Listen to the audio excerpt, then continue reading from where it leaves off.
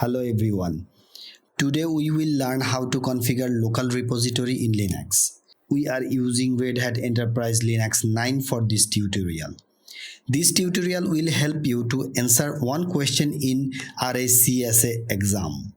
Let's start. First, let's log into the server where we will configure the repolist. We will use the default packages given to the RHEL installation DVD. Let's mount the DVD ISO file to the system.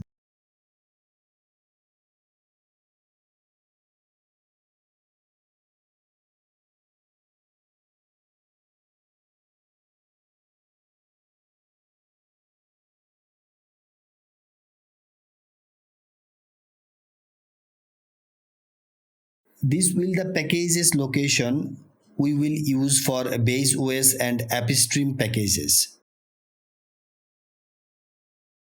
Go to the directory etc yum repos d. Create a file with any name, but the extension has to be .repo. Type the exact syntax I am providing here. I will share the syntax in the video description as well.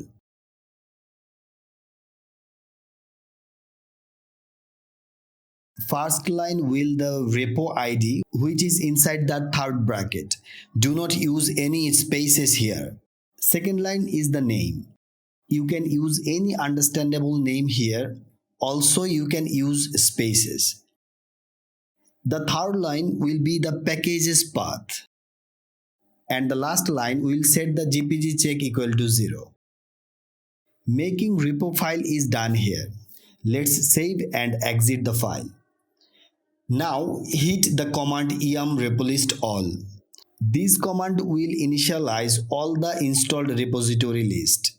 Both the repository has been installed successfully. Let's check by installing a simple package. For installing a package, we will use yum install packages name command. And that's it.